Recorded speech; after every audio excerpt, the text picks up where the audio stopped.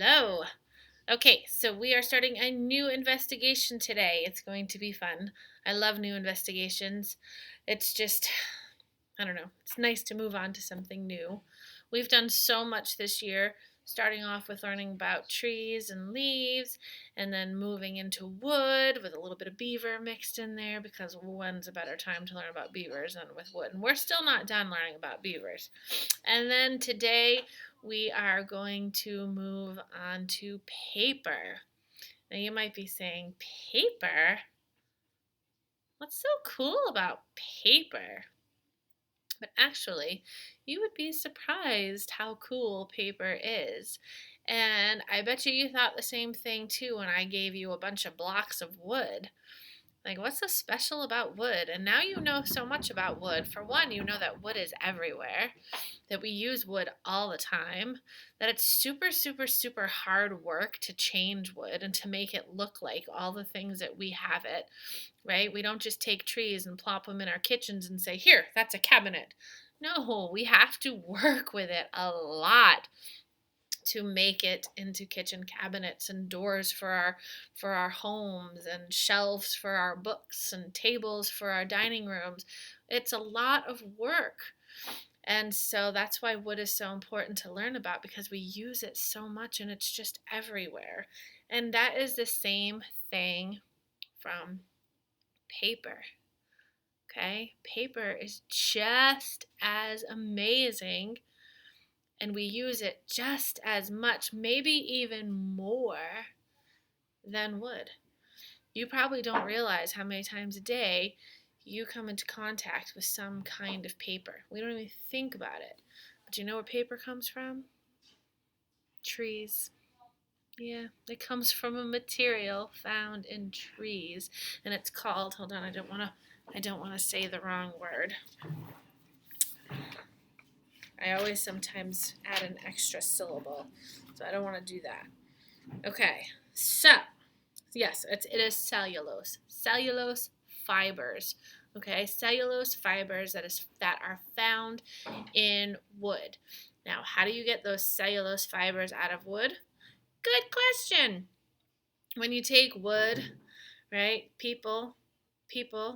Human beings have learned that if you take wood and you heat it up and you get it wet and you thrash it and mix it and chop it and move it around and really just break it right up into particles even smaller than sawdust, that after you do that for such a long time and you heat it and you cool it and you thrash it and you mix it and you chop it and you stir it all up, that the cellulose fibers that are found in the wood, they're like little hair-like fibers that are found in pieces of wood, separate from the other materials that are in wood. They separate, and those cellulose fibers, if you put them in water, float to the top of the water, and then you can skim them off with a screen, like the screen that you have in your kit, and then you can take those fibers and smash them down and make paper with them.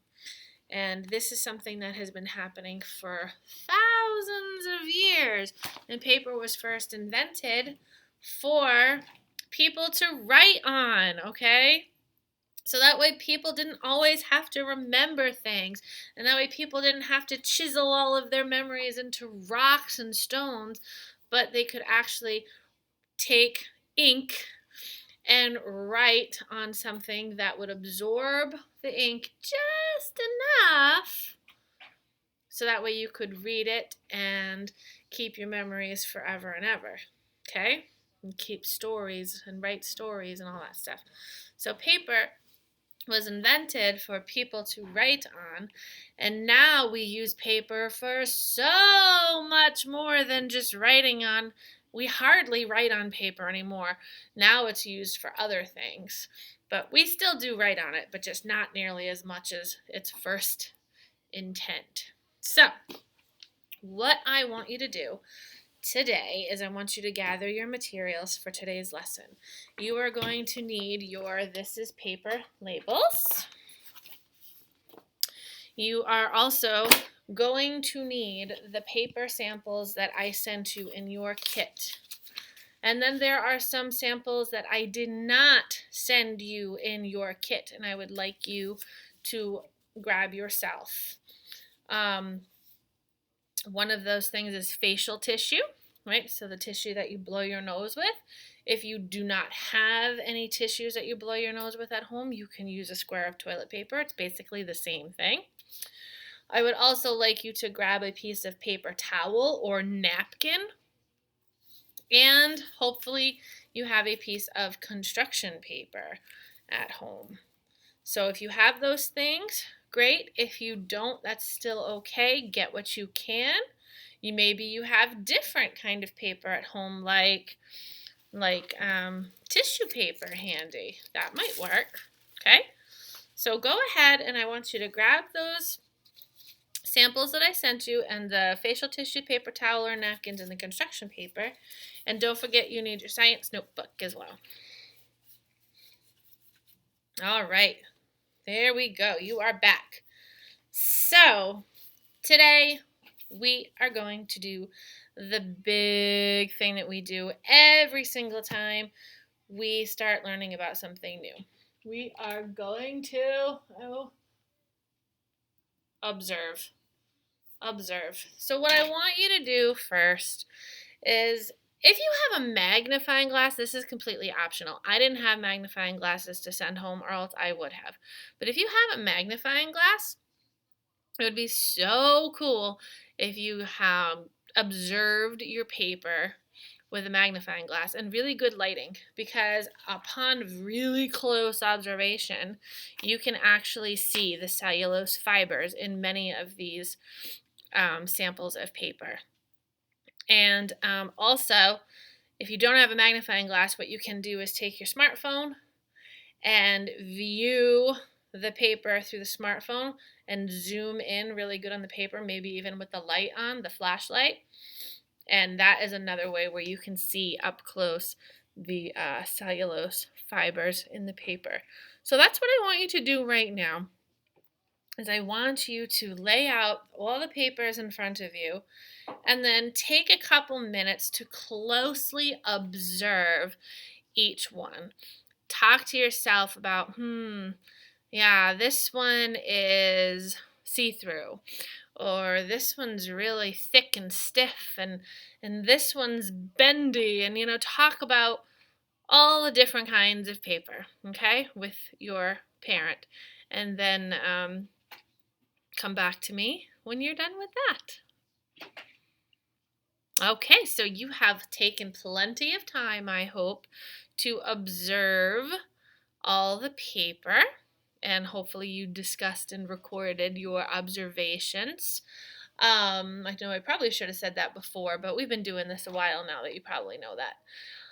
So what I'm going to do now is I'm going to give you a name for a lot of these papers, because I'm sure there's a few where even you or your parents are kind of like, I don't know what kind of paper this is. A lot of them, you probably are like, oh, yes, I know that this is wax paper. Okay, and if you didn't know that, well, now you know. This one right here is wax paper. It's kind of shiny. It's a little bit see-through. It's very soft. It's bendy. It's noisy when you shake it. So this is called wax paper. Okay? Let's see. This next one right here, I know it's hard for you to tell which one I'm holding on to, but this one, upon close observation, you can see all the little fibers, the cellulose fibers in it. And you can see other colors and black specks and white specks, and this is called newsprint, okay? Newsprint is made out of waste products, and so it's old recycled papers and sawdust. That is how you make newsprint. And newspapers are made out of newsprint. That's the most popular paper that I'm sure you have touched before. So that's the example I'm going to give you. Newspapers made out of newsprint, and that's what this is right here. It absorbs ink beautifully. It folds nicely. It's nice and thin and durable. Makes a little noise when you shake it. So this is newsprint, okay? All right, this next one. Oh, this one. It's kind of stiff. Doesn't make really any noise when you shake it. It's shiny. Trying to get the light to shine on it. Oh, there we go. Maybe I should get the light out of the way. It's shiny. It's really very, very sturdy. This is called tag board. Okay? Tag board is typically used with flyers, things that you want to, I guess some game boards or playing cards would be made out of tag board because this is stiff. It's meant to be handled a lot and to maintain its shape, not get worn out. It's very, very, very sturdy paper. I guess you could make a flyer or an advertisement out of it, poke it onto a wall or a poster for a poster, and it would maintain its sturdiness and its strength. So this is called tagboard. Next is this one. It's kind of like cardboard. I wouldn't be surprised if some of you said that it was cardboard. Upon very close observation, you can see all of the cellulose fibers and the different recycled materials used to make this paper. This is called chipboard. Typically, we see chipboard in our cereal boxes. Our cereal boxes are made out of chipboard. A lot of shoe boxes are made out of chipboard. Cracker boxes like Ritz crackers or Townhouse crackers or saltine cracker boxes are usually made out of this cardboard. Macaroni and cheese boxes are made out of this chipboard. So it's sturdy. It doesn't make any noise when you wave it. It's really thick and it's inexpensive because it's made, as you can see, out of a lot of different recycled materials, including sawdust. Okay? This one here should look familiar. This is craft paper. We use this is brown craft paper. This cut paper comes in many different colors. We use this kind of paper the paper bag that your kit came in, was made out of this. This is, if you look closely, again, you can see all of the fibers and the structures that create this paper. It makes a noise when you shake it. It's very thin. It's easy to fold. Hence the reason why they use this type of paper to make brown paper bags. You might also see this paper used as a different kind of bag, like I believe in Ritz crackers, right? The box of Ritz crackers is made out of this chipboard, but the wrapper that the actual crackers are in, I believe, is this craft paper. So it's another nice, durable, inexpensive, easy to make paper that we use for a lot of things. All right. The next on my list is napkin. Napkin, yeah. Napkins are paper. A lot of kids are like, napkins aren't paper. They are paper. This is bendy and flexible. It has texture. If you feel it, most napkins have textures, maybe little bumps or designs pushed onto them. I don't know why they do that. Maybe just for the look of it, so you know that that's a napkin. And so there's napkin. Doesn't really make any loud noise. I guess I can hear it a little bit. You can fold it and whatnot. Napkin. Okay. Tissue.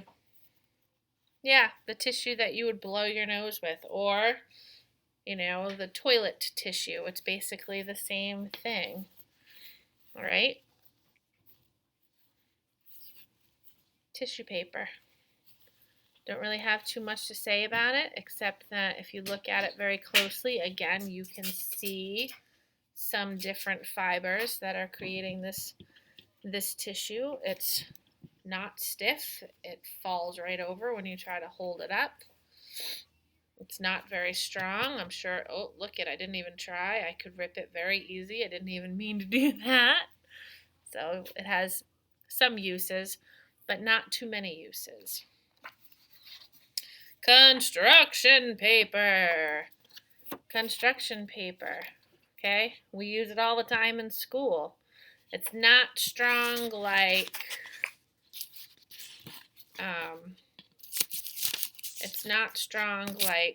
tag board, right? Because I tried to rip this without tearing it, but just pulling it apart, I couldn't.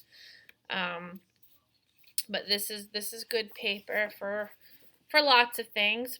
But I'm sure it has its issues why we don't use it for things like signs and stuff so much. So we're going to discover, as we go through this investigation, what kind of paper is good for what purpose. And this has some purposes, but not very many, okay?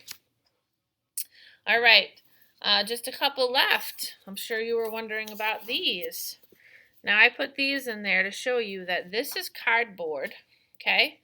So just about every single box that you have ever looked at or owned that is made out of cardboard has this wavy structure on the inside, and I wanted to show you what that looks like. So you can see it's the same thing. Okay, that's called corrugated. Can you say corrugated? This is a corrugated board. All right, it's meant to give the box strength. All right, people can put very, very, very, very heavy objects into cardboard boxes because of this corrugation. Now, the only difference between this and this is that this has a flat piece of cardboard on both sides and the corrugation in the middle, and this one has it just on the outside. And we use this sometimes because we want the strength of cardboard, but we want to be able to, let's say I got this flashlight, we want to be able to protect this flashlight in packing. So this way I'm still able to bend it and make it fit around an object nicely, and it's still nice and protected. Whereas if I had the cardboard on both sides and the corrugation in the middle, this is very hard to bend. Very hard to bend, okay? I mean, you can bend it, but it's difficult. So cardboard is meant to withstand and hold very heavy things, and a corrugated board is meant to be able to protect and wrap around things, but still be stiff, so that way it will protect whatever it is wrapped around.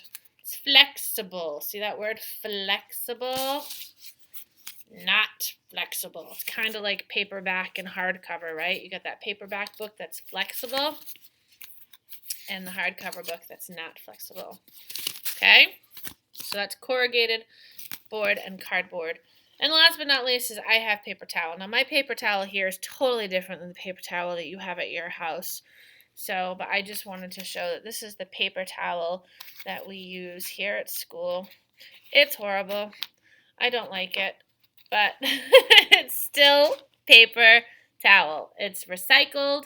It's made out of a bunch of mishmash, different papers and sawdust and cellulose fibers, and it's all put together to make a roll of paper towel.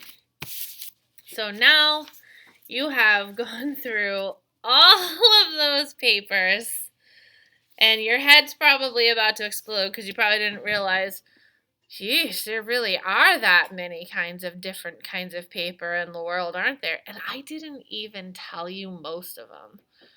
I mean, there's wrapping paper, tissue paper, sandpaper, which we learned about last week. There's just so many different kinds of paper that it's hard to wrap your head around, and we use them all the time. So your job for the rest of this activity, now that I've introduced you to 10 or so different kinds of paper, is to go around your house just like you did with the wood labels. But this time, this is made of paper labels. You're going to be surprised how many things in your house are made of paper or have paper on them. I mean, it's everywhere. It's everywhere. I'm just looking around my room and I'm like, oh, it's paper everywhere. So, almost more than wood. Maybe it's about the same. I don't know. I haven't actually taken the time to count, but we use paper a lot. And it's not just for writing, not anymore. So that is your job. And then after you do that, I want you to write in your science notebook at the top, have Mom write, what is made of paper? And then answer that question and draw me a picture. And that is your job for today. I hope your head isn't spinning too much. I know that was kind of a quick demonstration, but that was just the tip of the iceberg. All right, have fun. Talk soon. Bye-bye.